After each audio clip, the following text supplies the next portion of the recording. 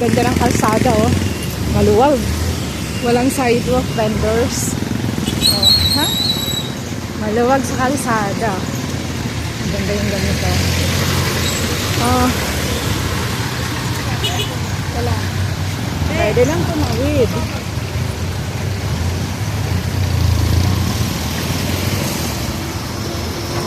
Oh, laki-laking truck. Grabe. Truck ng semento.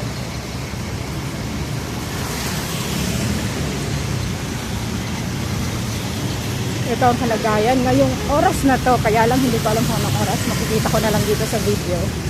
Mag-aayos sila ng kalsada. Yan, may mga pipes hindi nagawa ng sasakyan. So these are the vehicles that you will see here in the Philippines. Ganito ang mga karamihan. Ito na talaga yung mga sasakyan na makikita nyo dito sa Pilipinas. Ito ay Quirino Highway.